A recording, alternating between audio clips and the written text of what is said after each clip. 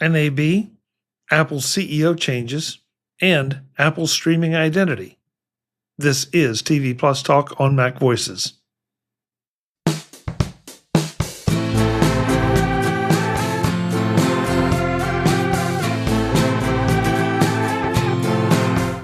Welcome to TV Plus Talk. This is the show about Apple TV and all its contents. And my partner in crime is Charlotte Henry. Charlotte, good to see you. Good to see you. I don't know I can be a partner in crime when someone headed off to Las Vegas by themselves. Well, but I'm back and there were no arrests made, so I kind of see that. So as you a good claim. thing. So well, yes, I can neither confirm nor deny anything else. What I'm saying. Look, you're here, you're back in what I can see of you one piece. But I'm really fascinated to hear how NAB show was. Just remind viewers and listeners what NAB is and what you got up to there. Sure.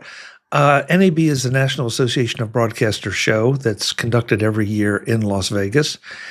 And I had a great time. The consensus seemed to be that maybe the crowds were a little bit smaller. I'm not quite sure because it did take up 3 halls of the Las Vegas Convention Center, the West, the North, and the Central. So I mean, that's pretty big. Did you make it around all of them? Oh yeah, I went to all 3 halls. Yep. How many steps were you clocking up in a day? Somewhere between 5 and 7 miles,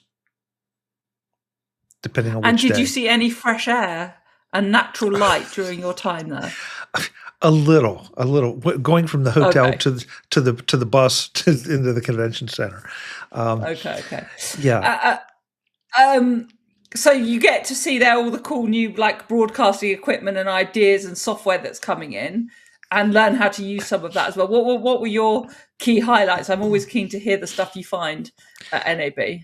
Charlotte, it's funny because walking around, I'm afraid to even point out highlights because every booth I stop at, because I'm stopping because of my interests as well as the things that I think apply to my audience. I'm always interested. What I'm going to do is I'm going to suggest that folks check out MacVoices.com, and I'm in the process of releasing the videos. I don't think there's anything there that I would say, you could skip over. I guarantee you there's going to be some stuff that's not for you necessarily, but and I get this from readers that's a lot. That's the nature of the beast, isn't it? Well, I get this from listeners and viewers a lot. They look at something and then they find out that the price is like $7,000, and they email me and say, "Why are you telling me about a piece of video equipment that is $7,000?"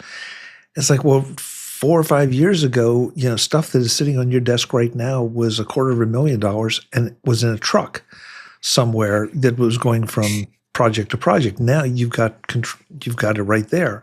So, take a look at what's available now and think about what's coming. But some of the interviews you and I are shooting, particularly on your phone, iPhone 17 Pro Max, that's cinema grade camera work and video in your pocket if you set it up right. Yeah, exactly. And so if you realize that these tools are coming down, and with the power you have to tell your story, pardon me, whatever that story is or whatever that story is that you want to tell, it's amazing what's out there. And I delight in finding things that solve problems for me and maybe solve problems for you. And so, dip in and out of the interviews, see what you think. But there's just, to your point, there's just more and more stuff that's putting more and more power in our hands if we want to use it. Listen, I love your interviews from Macstock. I love them when if you go to other Apple events. I love them from NAB show, but I'm always wary to watch them because you do tend to end up costing me money, Chuck. If it makes you feel any better, I cost myself money, Charlotte. I was going to ask you this. What did you come home with? Tell me the new toys you found. Oh, I didn't come home with any new toys. I came home with a shopping list of things that either I want to pick up or will be coming in the near future. So, That yes, sounds more dangerous, actually. yeah, it's dangerous. There's no question about it. Well, I'm so pleased you had a good time. It's funny, really, because nothing that big has happened in the Apple world since we last spoke. It's been a quiet couple of weeks, hasn't it? Yeah, unfortunately, while I was at NAB, a major earthquake in the Apple world happened, and I really haven't had a chance to talk much about it with anyone since then, just because of the scheduling. So I think the opportunity is now. But I'm curious to see what you think about it. So, well, so first of all, I'm interested in your phrase "major earthquake." We're joking. We're obviously talking about Tim Cook announcing that he will be standing down as CEO and becoming the company's executive chairman, and John Ternus, the current hardware chief, he is going to become the CEO. The transition will be completed kind of September, but we're obviously going to see John Ternus rolled out at WWDC. He's already obviously fully on top of his, basically at the center of the decision making now. Now, I'm really interested, Chuck, that you called it a major earthquake. Do you think it is? I mean, John Ternus was always regarded as the likely successor to Tim Cook for quite a while now. And he seems to be very in the Tim Cook mold, very calm, very quiet, very sensible. He's also a very good performer when we've seen him at various Apple events, as he's got more and more profile at those. Sure, but anytime you have someone that is CEO of a $1 trillion plus company, a multi-trillion-dollar company, I think there is. I think it's an earthquake, but I know, but not in the destructive fashion. In fact, if you look at Apple's stock price, it barely registered the announcement. It registered what the Dow was doing based on some of what else is happening in the world, but it really has not. There was not a real big shakeup in that. And but that happened when we lost Steve, or when Steve, gave up the CEO position. Apple has. But you see, this is my point. I think John Ternus as the CEO was basically priced in. Tim Cook leaving was definitely priced in. And Tim Cook really isn't going anywhere. He's becoming the executive chairman. Now, that does actually, as you know from your experience in business, far more than I do, come with this whole set of issues, right? Because does it mean the old guy is going to be sort of bed blocking the new guy a bit? Is it going to be a problem? But that's a different issue. I don't think it is an earthquake, actually. Now, maybe this is because I'm a keen Apple watcher, and we'd known for a good while that it was very likely to be John Ternus in this kind of time period. And that's why I do disagree with your characterizations of it. Obviously, you're completely correct that this is a massive company. It's a change and a massive job. And so it is significant. You can't deny that. And I wouldn't. But I don't think this is the sort of upheaval that it might have been. And again, you know this better than I. Apple doesn't tend to do, since Steve Jobs returned, let's put it that way. There was obviously a lot of upheaval in that initial period. But since Steve Jobs returned and we got into what I would call the modern era of Apple, there hasn't been that upheaval. The transition from Steve Jobs to Tim Cook was very smooth. And this looks like the transition from Tim Cook to John Ternus is going to be very smooth. So, as I say, I don't particularly see this as an upheaval or an earthquake. Well, so two different words. Upheaval. Yeah, I agree. There is no upheaval. Earthquake in that I mean, all of a sudden my news feeds went crazy, that everybody's reporting this. And I mean, I'm not sure that there was this much coverage when Gates stepped down, from Microsoft. And so Apple has this. You think that's just because you cover Apple more and follow Apple more closely? No, I don't. Because I think that Apple has this special relationship with our culture. And I don't just mean American culture. I mean culture across the world. No, you're right. From the iPhone standpoint, from the Apple Watch standpoint, from iPod before iPhone, for iPad. I think there are, I'm not going to say a majority of people, but maybe so, that have an Apple device of some kind in their life. They may not be the enthusiasts we are, but Apple has affected their lives in some way. 99.99% of those are positive. So I think that this is going to be a bit of a shift. Excuse me. Hay fever season here.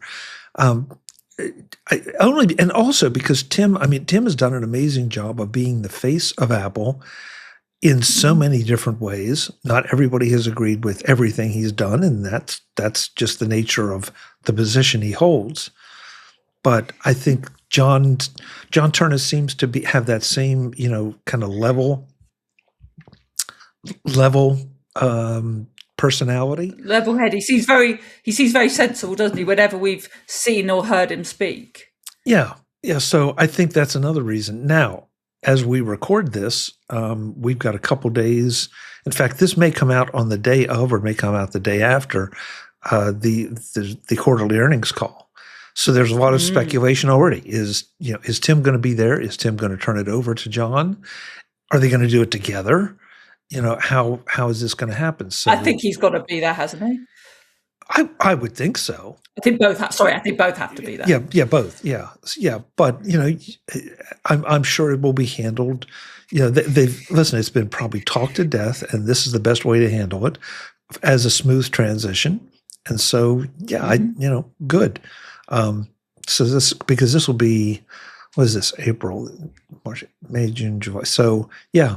5-6 months, September. Yeah. So I'm just trying to think if there's another quarterly earnings call, but before the changeover. I'd be surprised. They'll probably might do April. Yeah. Oh yeah, they might do July or August or something. And Cook say goodbye there. And I've got obviously the big transition. I think is going to be WWDC. I think that's going to be a sort of public handing over. We'll see that. I've written for this. By the time you're listening to this show, it will be up and in your inboxes. I've written about what this means for Apple TV, which is obviously the focus of this show. In my piece, I'm skeptical that it's... I'm sounding very negative, and I'm not. I think John Ternus is clearly a very intelligent guy. That goes basically without saying. Every time, as he got increasing exposure at Apple events, I got more and more impressed with him. He is a deeply impressive guy. Period. There's no further discussion of that. When it comes to Apple TV, I think it's going to drop even further down the pecking order. One, because John Ternus is going to have to prove his worth with the big things that matter to Apple and Apple investors and shareholders, i.e. selling iPhones. That's what really matters. And after that, AI is going to be really important. And there's an interesting narrative emerging, which you'll have followed, Chuck, that Apple may actually have done better by being slower on AI. You and I have sort of been a bit critical about that. I certainly have. But actually, there is a narrative growing now that Apple might be the one that's got it right, which, of course, being slow and winning would, of course, be the most Apple thing ever. To do that would be very, very Apple. But, you've got an engineer coming to the top of this company. He apparently, and it's a story in Deadline, and I put it in my story, he apparently cares about Apple TV. He's apparently a fan of it, and he's apparently a fan of Formula One and has been at, I think, one of the US races. So, and that's really the crown jewel at the moment of Apple TV Sport. So apparently he does like these things and the programming, but I just cannot see that it will be high up on his agenda when he's trying to prove himself as a CEO of what is still a tech company. There was a very funny tweet, which you might have seen, Chuck, from Matt Bellamy of Puck, who tweeted, "Quick, someone tell John Ternus he just took over a Hollywood studio." And I think that sums it up rather nicely. Charlotte, I'm not sure I completely agree with you because... Tell me why I'm wrong. I'm sitting back. Cheers. No, not wrong. Just I'm not sure I agree with it because Ternus is known as a hardware guy. But Ternus also has to be very aware of all the initiatives at Apple, one of which is services. And it's pretty clear that Apple TV Plus is, a potential, has the potential to become even more important from a services standpoint. And so will he maybe have quite the day-to-day involved? I don't think so, but I can't really see him coming in and changing the formula that seems to be working for the content. Now, you and I have talked about this ad nauseum. I would love to have him come in and change the marketing and the visibility to get a little more there, because I'm not sure that they're getting as much as they could out of the quality of the content. That's not going to happen. Well, you don't know who he might assign to it. You don't know what neither one of us do. But I think it would be a logical thing if you're trying to increase your services to your service revenue, to make people aware that there's all this fantastic content out there. And that's the way we see it. That doesn't mean we're right. No, I have to say you've made such a number of great points, and one thing that jumps out to me is, first of all, you're totally right about the growing importance of services within Apple and its revenue streams. And therefore, it's really interesting they gave the job to the hardware guy, not the software and services guy, i.e. Eddie Q. If Eddie Q had been named CEO, you and I would be having a very different conversation right now. And we'd be saying, no, we would. And we'd be saying, wow, this is really big for Apple TV. They're clearly putting services front and center of the company. Wow, that's not happening. But I do think the future of Eddie Q is not just important to Apple, but it's really important to Apple TV. It comes under his sort of dominion, doesn't it? And we know he cares for it greatly. And there are rumors that Eddie Q will, he's apparently close with John Ternus, but there are rumors that he will be leaving in the not too distant future. And so I think it's essential that he stays for a good year or so too, as John Ternus beds into this role. I think it's important for things like Apple TV. I don't think anything's changing with iCloud or Apple Music, although again, we know music is a personal passion of first Steve Jobs and then Tim Cook. We don't know that about John Ternus yet. Things like iCloud are not going anywhere, obviously. But it's a really interesting transition. And if I were within Apple TV, I might be a little bit nervous. He apparently, according to that story in Deadline, wants to make it, quote, more competitive, which I think is right, and maybe backs up your point about him revamping the marketing and the whole strategy. Maybe you'll be proven right. I hope you are.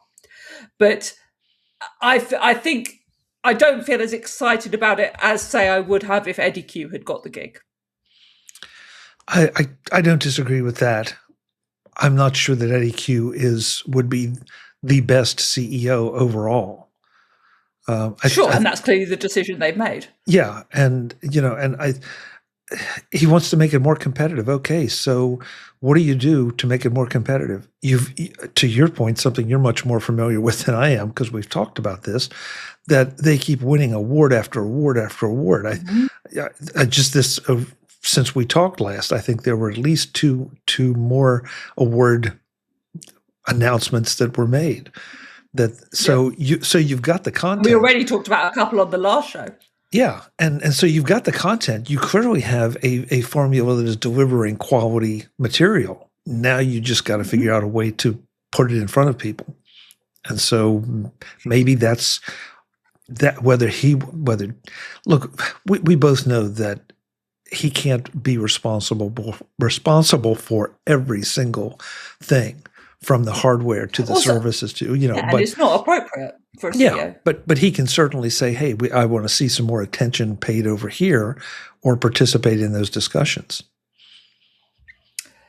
Yeah, but also there is a personal and personality thing here. I mentioned in my story, how from the outset it was very clear Tim Cook was engaged in Apple TV and liked it.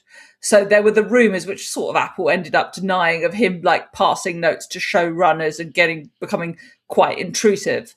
And people were worried initially, 6-7 years ago, that Apple TV would be quite lame because it would go through the sort of Apple filter of, family friendly, and do you know what I mean? That hasn't happened. They've done some really hard hitting, difficult shows. But a lot of that some of it is clearly from Tim Cook's passion. Tim Cook clearly liked putting on his tux and going to these big, glammy Hollywood events. We don't know if John Ternus cares about any of that and what that means for the future of Apple TV. Well, okay, but Tim seems to have been comfortable going also to the White House to do some of that. So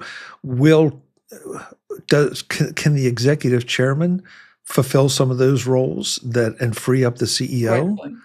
So, as you said, Tim's not going anywhere. I don't think that. I mean, listen, there's also a board of directors there that is a pretty sharp board of directors. And if Tim were to start doing things interfering with John, I think that somebody would tap him on the shoulder and say, hey, you decided to step away from that role. Or do they just divide up maybe the duties that Tim up to this point had been doing? Because don't forget, there are I've seen a lot of commentary here about how so many of Tim's decisions were made by committee as opposed to just Tim. Interesting.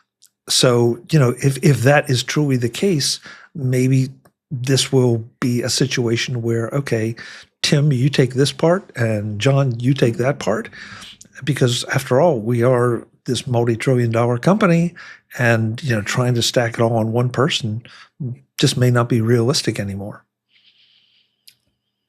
Yeah. So there was one. I think there's a lot of truth in what you're saying, by the way, because there was one bit in the press release announcing the change of roles that really made me look out, and it made my eyebrow go, whoo.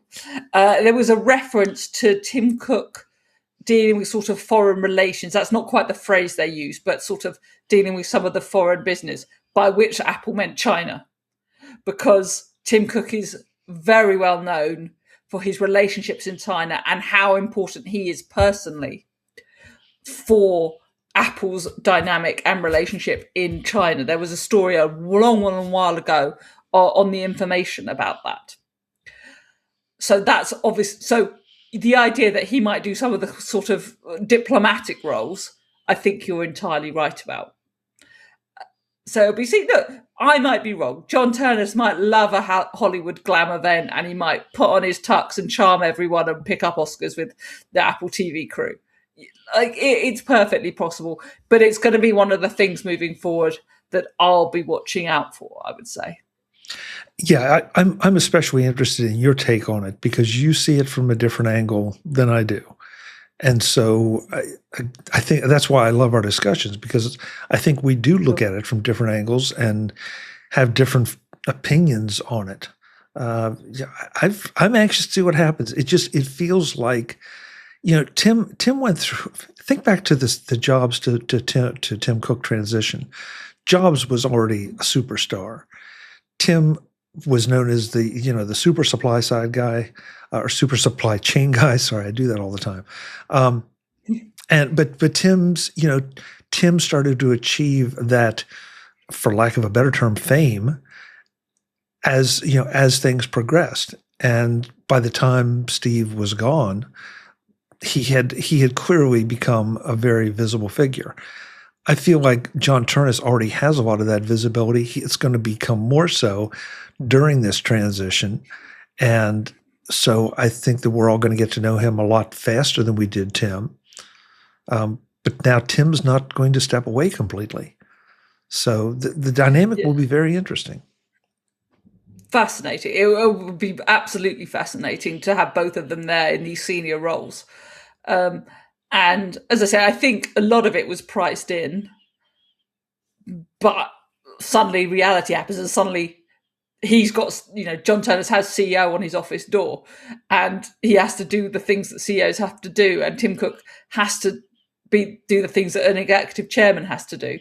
And it's going to be really fascinating to see how that plays out and what it means for all aspects of Apple, and for us, obviously, on this show, Apple TV. And of course, the other thing, if we think about it, right, Chuck, is when a job changes like this, you don't see the impact of it the next day, the next month, or even the next year. These things take time to filter through the system. A lot of the hardware products and a lot of the TV commissioning that we'll see in the initial stages of John Ternus's reign have already been made. They're Tim Cook decisions. Right. One more point, though, that I think is important to remember is John is not new to the company. He has spent his entire career there. And so if there's anyone at Apple that probably understands what Apple is, the kind of company it is, what it stands for, its DNA, if you will, it's got to be somebody that's been there all that time in positions of increasing responsibility. And that's another thing that makes me feel good about this transition. They didn't go and find somebody from the outside that, oh yeah, we're going to go and, this guy's going to be the magic wand that fixes things or makes them even better. They kind of stick with the program, and they stick with their initiatives, and I'm feeling really good about it. Yeah, there's lots in favor of it. We'll have to see how it plays out, particularly for Apple TV. So yeah, it's really interesting. Now, you highlighted to me a survey of how customers feel about Apple TV.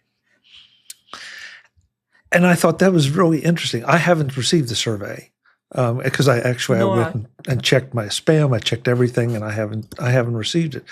But I thought it was interesting just that they're asking the questions, as opposed to just doing what they think is right. And I love that, because I think the more information you can get from your customers as to what they like or don't like is going to help you guide into the next few years. So do I think John Ternus had anything to do with this? I kind of doubt it this quick. Yeah. But at the same time, it may show something that a trend that, there is going to be a little more attention paid to Apple TV.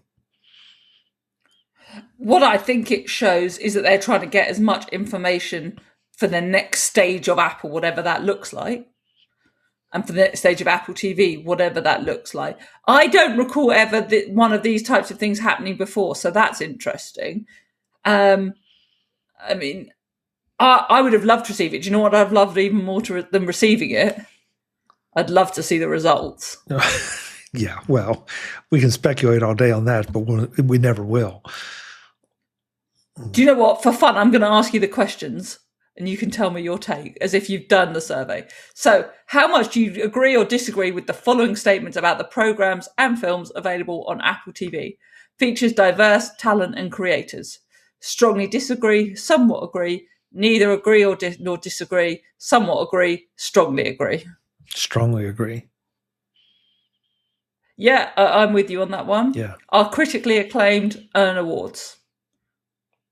I'm sorry, say that again. Are the films and TV shows critically acclaimed / earn awards? Oh, yes. We've talked about that too a lot. Yep, strongly agree. Feature well-developed characters / relationships. Yes, strongly agree. I'm going with somewhat agree. I think it's mostly good. There are a few flawed shows, but nothing out of the ordinary. Are highly popular, receive a lot of buzz. Now, this is an interesting one.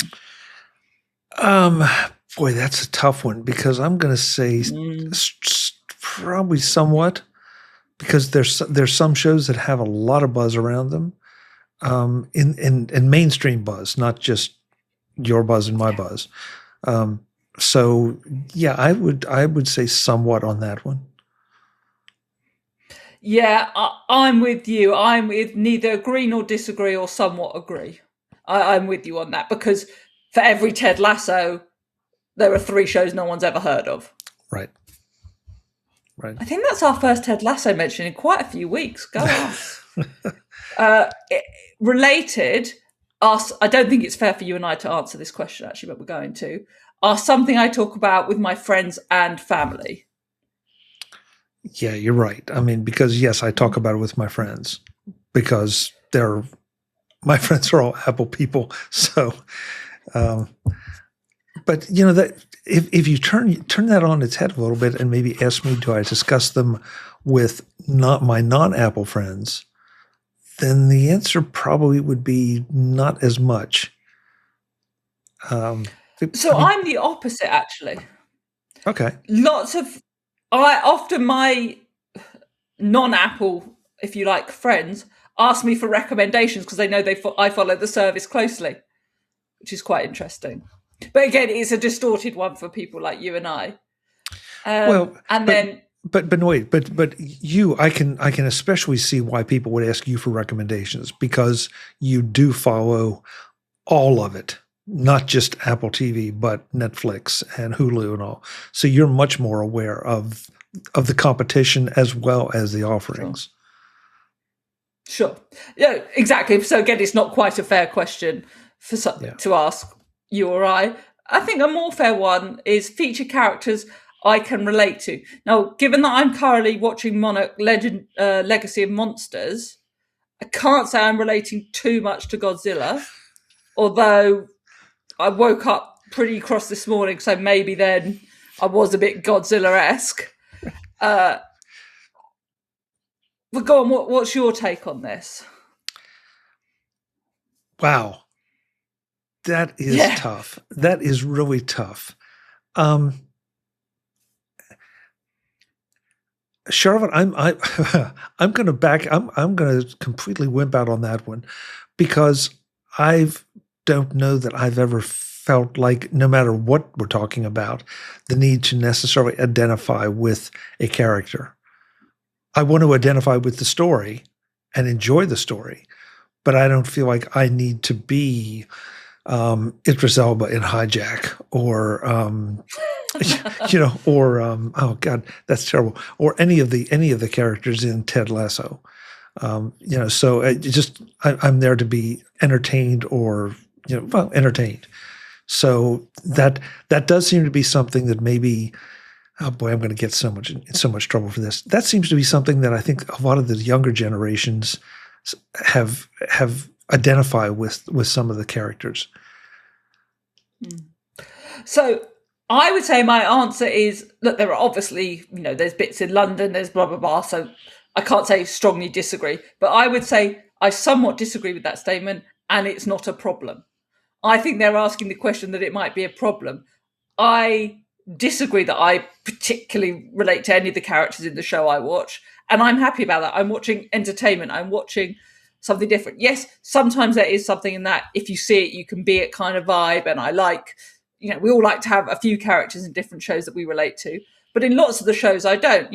When I watch all sorts of things, Blue Lights about the police service in Northern Ireland, I don't relate to the characters. I just like watching the stories. Again, when I watch Monarch, I'm not worried about relating to Godzilla. I'm being facetious because there are obviously other characters in there, but you understand my point. Yeah. And actually, it sort of worries me if every show has to go through that lens of people in the audience can relate to it, because sometimes fiction and non-fiction should, make us aware of things we can't relate to and don't know. Should teach us about things, right? Agreed. But your slant on it though is really interesting, that you can't relate, you didn't necessarily, or that you disagree with it, but it doesn't matter. And I think that is a much better way of summing up the way I feel about it. I think we were generally agreeing. Yeah, it doesn't create a detraction from my desire to watch an Apple TV series as to, gee, can I relate to this character or not? Whether it's male, whether it's female, regardless of race, religion, whatever, it doesn't matter. If it's a good character, I'm in, and a good story, I'm in. Yeah, and again, I'd rather kind of often see stories about cultures and people and things I don't know that much about. So just a quick one to finish off, and this range goes from much better to somewhat better, and then okay. I prefer light TV programs, films that make me feel good, much better or somewhat better. Somewhat better.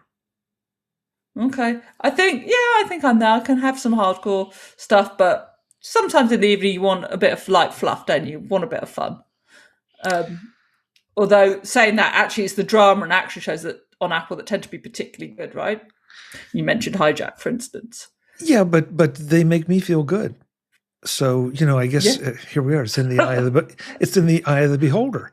That I don't multi-hour airplane hijacks make Chuck Joyner feel good. No, wait a minute. I didn't quite say that. But I don't need the Ted Lasso kind of feel good thing. That's in fact, if anything, that's probably one of the last things on my list about Ted Lasso that I liked.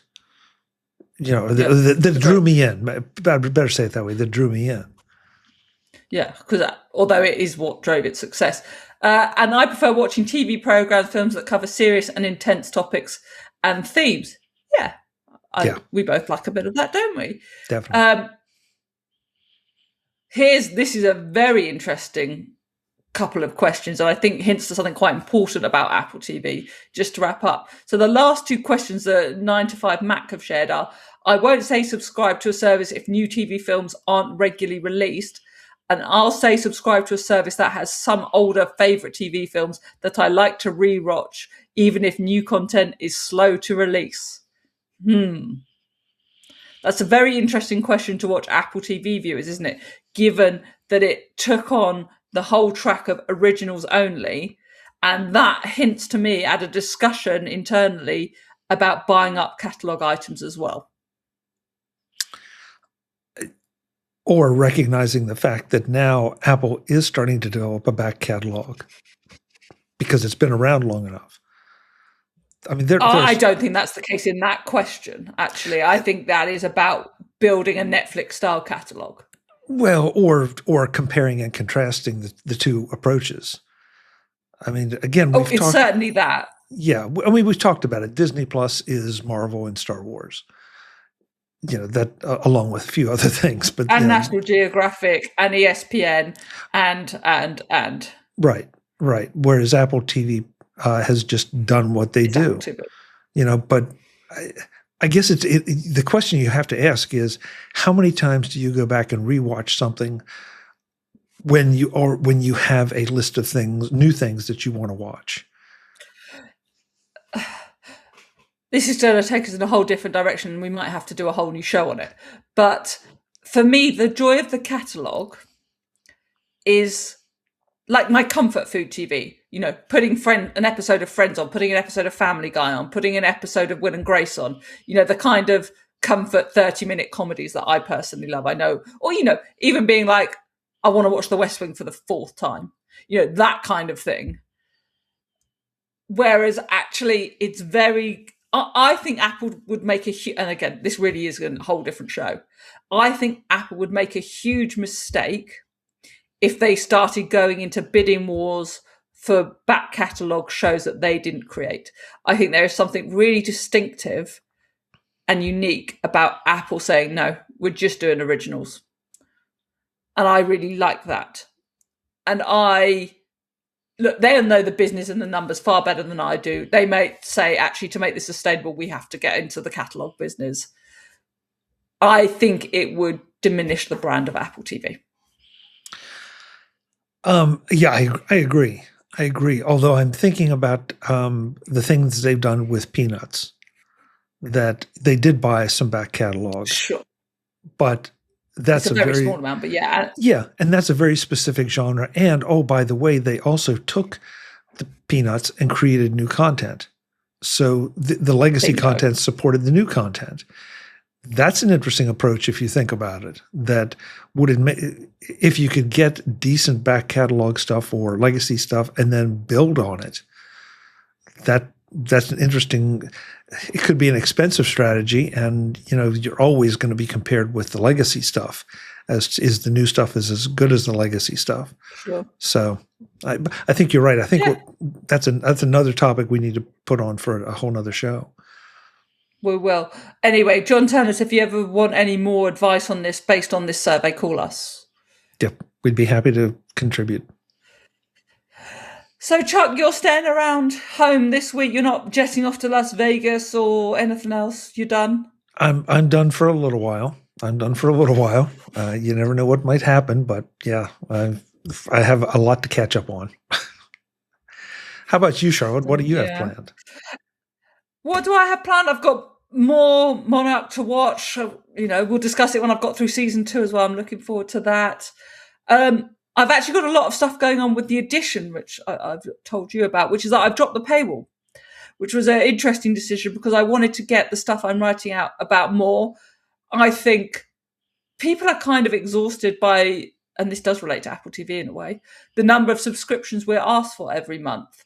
You at MacVoices, do you have sort of tiered subscriber products? I don't think you ever have you? No. I mean, we have some benefits for our patrons but I'm like you. That's one of the problems I've always felt with paywalls is, especially if I'm creating content, I want the content out there. So it is an interesting discussion to have. That too is a whole nother show discussion we could have. Sure, maybe I'll come on MacVoices and have it with you.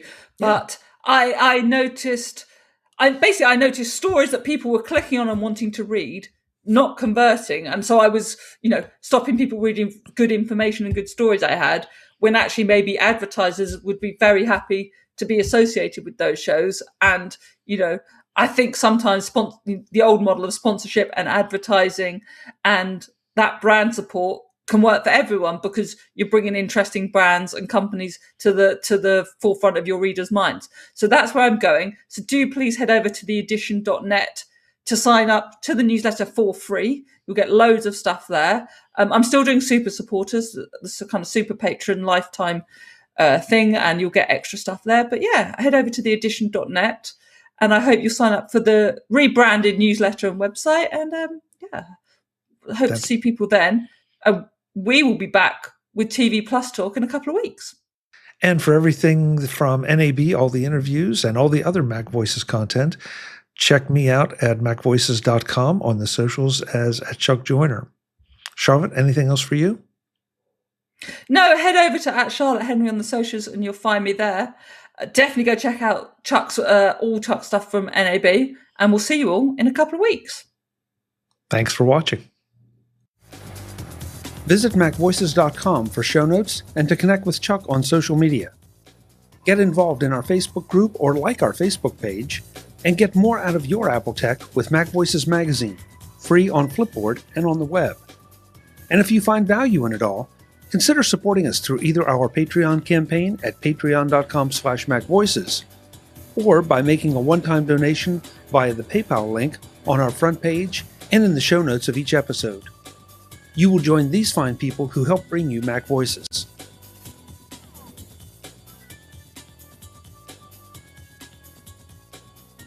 Advertising handled by Backbeat Media at backbeatmedia.com. Bandwidth provided by CashFly at cashfly.com.